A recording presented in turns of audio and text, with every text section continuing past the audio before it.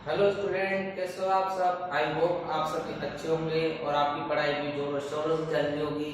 इसी पढ़ाई को अच्छी से बहुत अच्छी करने के लिए आ चुका है आपका अपना YouTube channel the science academy. मैं हूं विक्रम सिंह, जो कराऊंगा आपको साइंस के हर कॉन्सेप्ट को क्लियर एंड हर डाउट को सोल्व।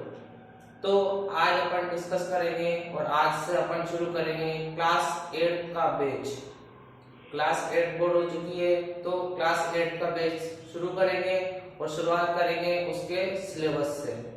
ठीक है, तो क्लास 7 का भी अपन ने ऐसे ही शुरू करा था कि क्लास 7 का अपन ने सिलेबस से अपन ने शुरुआत करी थी उस बैच की। और अपन क्लास 8 के भी सबसे पहले आज डिस्कशन करेंगे कि उस क्लास 8 के सिलेबस में क्या क्या आपके चैप्टर्स है और क्या क्या आपको पढ़ना है, क्या क्या टॉपिक्स आपको पढ़ने हैं और क्या आपको तैयारी करनी है। ठीक है, तो अपन आज की क्लास को शुरू करते हैं क्लास 8 के सिलेबस से।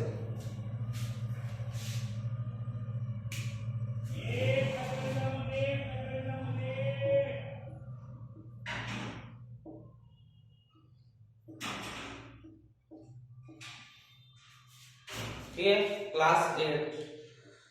तो क्लास 8 के सिलेबस में कुल 18 चैप्टर आपको पढ़ने हैं। ठीक है, कोरोना टाइम पे आपके चैप्टर कुछ कटवा भी दिए होंगे। हर स्कूल एंड हर कॉलेज में ऐसा हुआ था कि कुछ कुछ चैप्टर कटवा दिए थे, क्योंकि कोरोना टाइम में पढ़ाई नहीं हो पा रही थी स्टूडेंट की। तो उस टाइम पे आपके चैप्टर कटवा दिए थे। लेकिन अब जो सेशन चल रहा है 2022 और 23 का जो सेशन चल रहा है, उसमें आपको सभी कुछ पढ़ना है जो पहले पढ़ते आए हैं बच्चे। ठीक है, तो अपन शुरुआत करते हैं चैप्टर फर्स्ट से। तो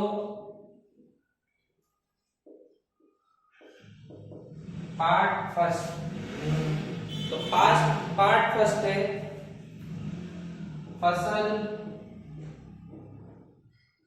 फसल उत्पादन एवं प्रबंधन। फसल उत्पादन एवं प्रबंधन, तो हर चैप्टर को थोड़ा थोड़ा शॉर्टली अपन समझते हुए चलेंगे कि उसमें पढ़ना क्या क्या है।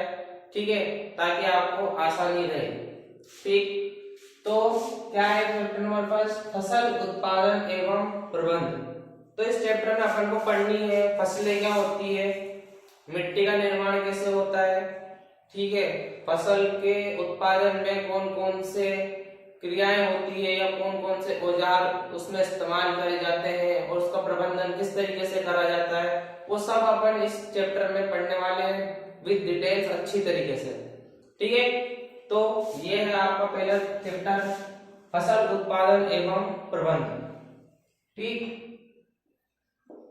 अगला जो पार्ट है आपका, अगला जो चैप्टर है वो है सूक्ष्म जीव मित्र एवं शत्रु। सूक्ष्म जीव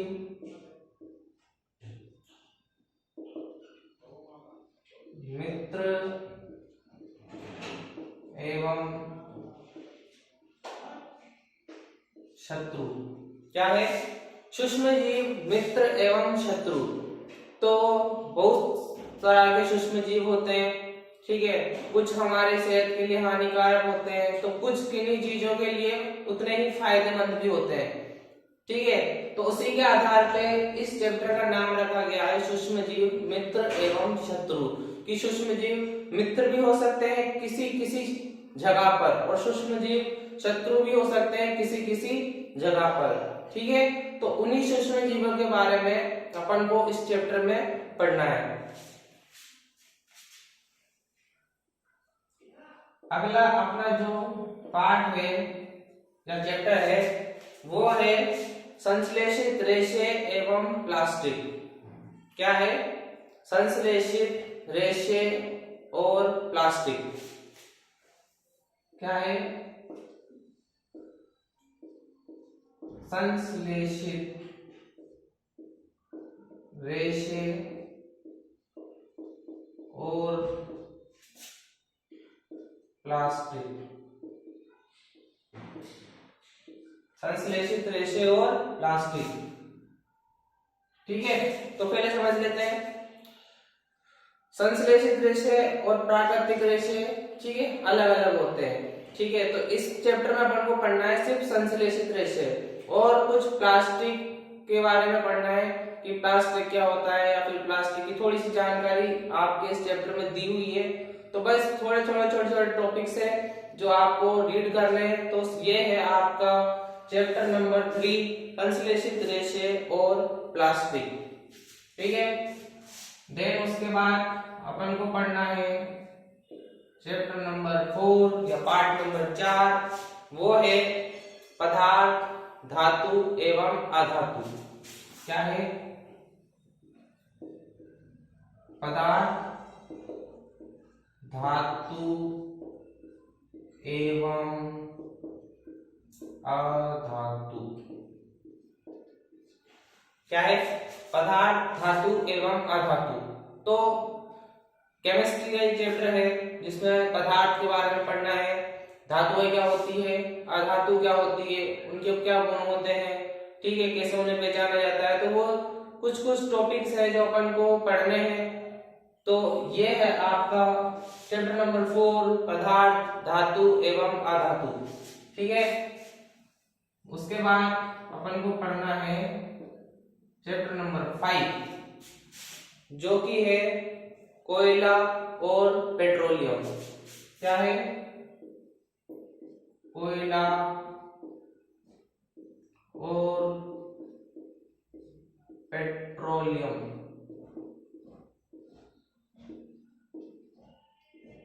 क्या है? चैप्टर नंबर 5 कोयला और पेट्रोलियम। तो जैसा कि नाम है उसी के आधार पे आपको इस चैप्टर में पढ़ना है कि कोयला क्या होता है। ठीक है, कोयला कैसे प्राप्त होता है, पेट्रोलियम क्या होता है, या गैसेस क्या होती है, हमारे घर में कौन सी गैस यूज में ली जाती है, ऑटो वाहनों में कौन सी गैस यूज में ली जाती है। तो वह सब चीजें अपन को इस चैप्टर में डिस्कस करनी है। ठीक है, देन आगे अपन को पढ़ना है चैप्टर नंबर 6 जो कि है दहन और ज्वाला। क्या है? दहन और ज्वाला। क्या है? चैप्टर नंबर 6 है दहन और ज्वाला। ठीक है, जैसा कि नाम है वैसे ही जब उसके अंदर के टॉपिक्स है कि दहन क्या होता है, उष्मा क्या होती है, ज्वाला क्या होती है। ठीक है, कुछ कुछ टॉपिक्स है, आसान है, कोई कठिन नहीं है। ठीक है, तो ये है अपना पार्ट 6 दहन और ज्वाला जो कि अपन पढ़ेंगे उसके अंदर। फिर अगला है अपना पार्ट नंबर 7 या चैप्टर नंबर 7 जो कि है पौधे एवं जंतुओं का संरक्षण। क्या है? पौधे और जंतुओं का संरक्षण। क्या है? पौधे और जंतुओं का संरक्षण। ठीक है, तो संरक्षण का मतलब होता है बचाना। ठीक, तो पौधे और जंतुओं को किस तरीके से बचा सकते हैं वो सब चीजें अपन को इस चैप्टर में डिस्कस करनी है। कुछ जातियां पढ़नी है। ठीक है, पौधों की कुछ जातियां पढ़नी है और जंतुओं की कुछ जातियां पढ़नी है। कुछ लुप्त हो चुके हैं वो पढ़ना है, जो कुछ लुप्त होने की कगार पर है वो सब पढ़ना है। ठीक है, तो ये था आपका चैप्टर नंबर 7 पौधे और जंतुओं का संरक्षण। अगला चैप्टर है चैप्टर नंबर 8 जो कि है कोशिका संरचना एवं कार्य। क्या है? कोशिका, कोशिका संरचना एवं कार्य। ठीक है, जैसा कि नाम है वैसा ही उसके अंदर के टॉपिक्स है कि कोशिका क्या होती है, उसकी संरचना किस तरीके से दिखाई देती है एंड कोशिका के क्या क्या कार्य होते हैं। ठीक है, तो उसी के बारे में थोड़ा थोड़ा टॉपिक्स हैं छोटे छोटे जो कि आपको पढ़ने हैं। ठीक, तो ज्यादा डिटेल नहीं है, थोड़े छोटे टॉपिक्स है, आसानी से आपको समझ में भी आ जाएंगे। थ्योरेटिकल चैप्टर है, कोई ज्यादा कठिन नहीं है।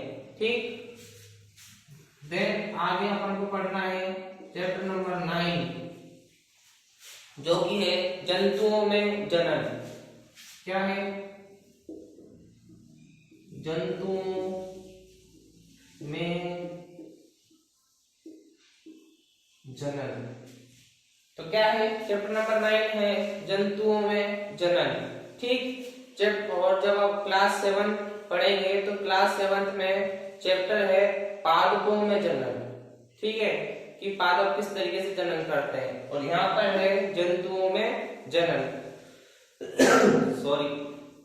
तो जंतु किस प्रकार से जनन करते हैं या किस तरह से अपनी संतति को आगे बढ़ाते हैं, वो सब अपन को इस चैप्टर में डिस्कस करना है। ठीक, उसके बाद है चैप्टर नंबर 10। तो चैप्टर नंबर 10 है किशोरावस्था की ओर। क्या है? किशोरावस्था। किशोरावस्था की ओर क्या है? चैप्टर नंबर 10 है किशोरावस्था की ओर। ठीक है, तो किशोरावस्था क्या होती है कि उसकी कुछ उम्र होती है, उसके बारे में पढ़ना है। किशोरावस्था जब आपकी प्रारंभ होती है तो आपके शरीर में क्या क्या परिवर्तन दिखाई देते हैं उसके बारे में पढ़ना है, और थोड़ी बहुत डिटेल से तो वो सब हमको पढ़ते हुए चलना है। ठीक है, तो ये था आपका चैप्टर नंबर 10 किशोरावस्था की ओर। अगला जो चैप्टर है वो है आपके बल तथा दाब। क्या है? बल तथा दाब। तो यहां से आपकी चालू हो चुकी है फिजिक्स के चैप्टर, भौतिक विज्ञान के चैप्टर। ठीक है, कि बल क्या होते हैं, बल क्या होता है, ठीक है, दाब क्या होता है। ठीक, तो ये सब चीजें अपन उस चैप्टर में डिस्कस करेंगे। थोड़े छोटे मोटे टॉपिक्स हैं, घर्षण बल वगैरह जो भी है, कुछ टॉपिक जो अपन इसमें पढ़ने वाले हैं बल तथा दाब में। ठीक है, उसके बाद है आपका चैप्टर नंबर 12। चैप्टर नंबर 12 है घर्षण। क्या है? घर्षण। ठीक है, बल से रिलेटेड ही ये इसको एक चैप्टर बनाया हुआ है, बल के अंदर ही इसको पढ़ा जाता है घर्षण को। ठीक है, अभी आपकी छोटी क्लासेस है इसलिए आपको क्या कर रहे हैं, टुकड़ों में पढ़ा रहे हैं।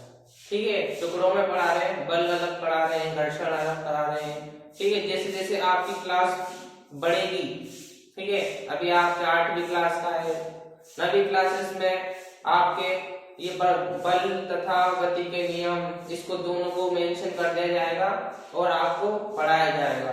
ठीक है, जैसे आप 10वीं में जाएंगे तो पूरा बल, सारे बल एक साथ आपको पढ़ने पड़ेंगे।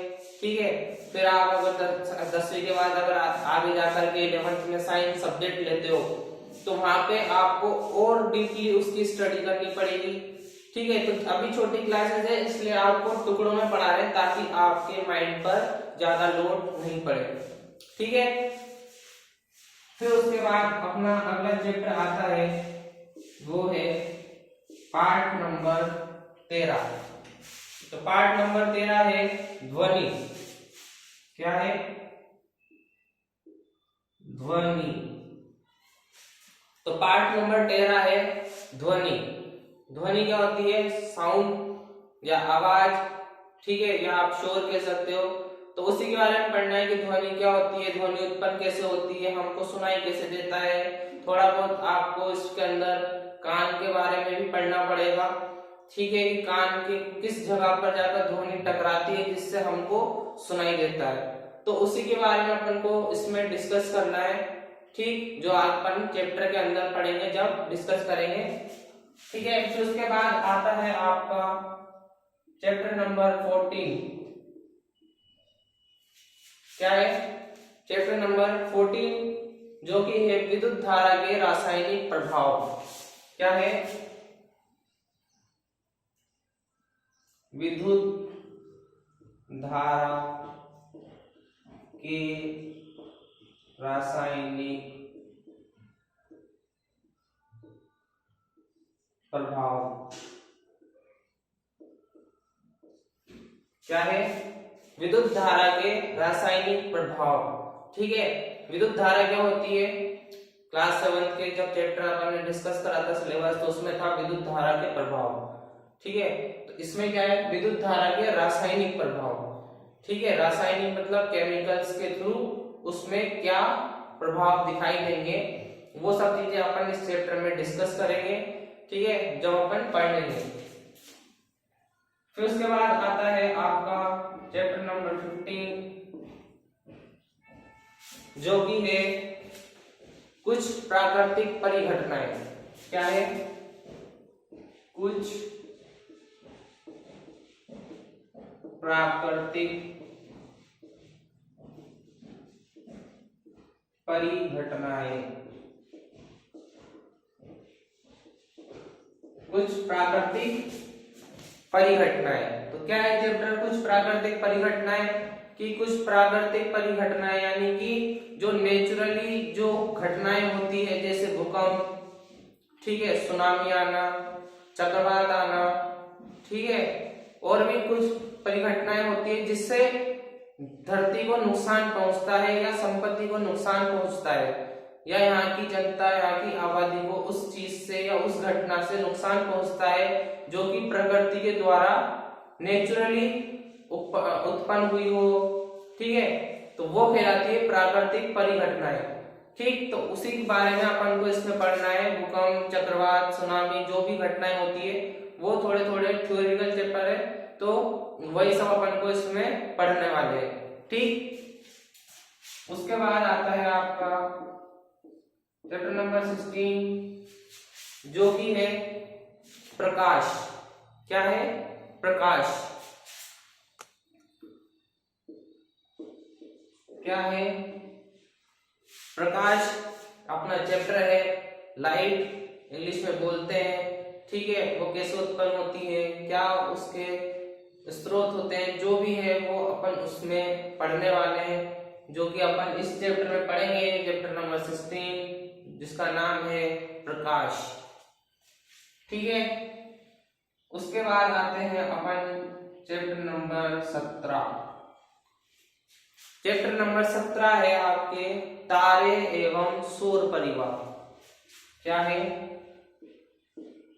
तारे एवं सौर परिवार।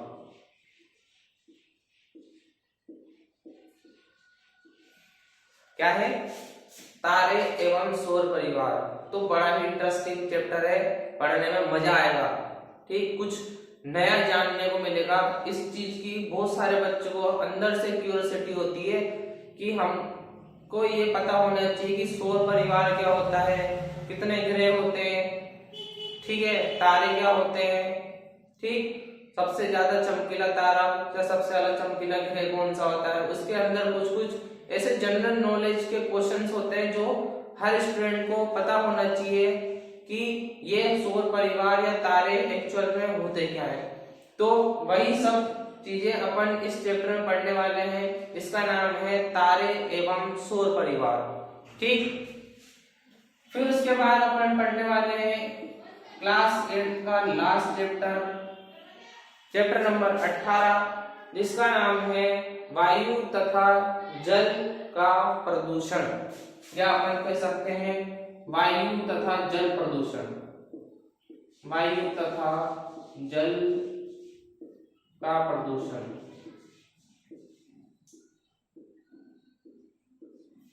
ठीक है, तो क्या है चैप्टर नंबर 18, वायु तथा जल का प्रदूषण। ठीक, कि वायु प्रदूषण क्या होता है, जल प्रदूषण क्या होता है, ठीक है, हमें कैसे इस चीज को रोकना चाहिए, कैसे इसकी रोकथाम करनी चाहिए। ठीक है, तो वही सब कुछ अपन इस चैप्टर में पढ़ने वाले हैं, जिसका नाम है चैप्टर नंबर 18, वायु तथा जल का प्रदूषण। ठीक है, तो ये था आपका क्लास 8 का सिलेबस, जो कि आपको पढ़ना है आपके मेन एग्जाम के लिए। ठीक है, कि किस तरीके से आपको नंबर लाने हैं, कैसे आपकी तैयारी करनी है। तो वो सब चीज के लिए अपन को सब चैप्टर पढ़ने पड़ेंगे। अब वो कैसे पढ़ने हैं, क्या क्या टॉपिक्स पढ़ने हैं, वो अपन डिस्कस करेंगे अपनी नेक्स्ट क्लास में, जिसमें अपन शुरुआत करेंगे अपने पहले चैप्टर से, जिसका नाम है फसल उत्पादन एवं प्रबंधन या प्रबंध। ठीक है, तो ये था आपका क्लास 8 का सिलेबस। चाहो तो नोट कर लेना या फिर स्क्रीनशॉट लेना हो तो स्क्रीनशॉट ले लो जल्दी से।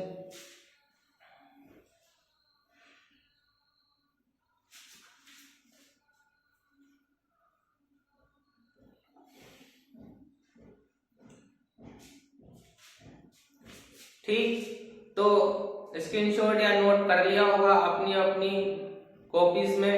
ठीक है, तो ये था आज का अपना सेशन, जो कि क्लास 8 का अपन ने शुरुआत करी है क्लास के न्यू बैच की, जिसमें अपन ने डिस्कस करा है क्लास 8 का फुल सिलेबस कि आपको क्या पढ़ना है। ठीक है, और कैसे पढ़ना है। नेक्स्ट क्लास में या नेक्स्ट सेशन में अपन शुरू करेंगे चैप्टर नंबर 1, जिसका नाम है फसल उत्पादन एवं प्रबंध। तो मिलते हैं अपने नेक्स्ट क्लास में, तब तक के लिए जय हिंद। और साइंस एकेडमी चैनल को ज्वाइन कर लो, साइंस एकेडमी चैनल को सब्सक्राइब कर लो, ताकि हर वीडियोस, हर लाइव सेशन आपके पास सबसे पहले आ सके। तो मिलते हैं अपनी नेक्स्ट सेशन में, तब तक के लिए जय हिंद।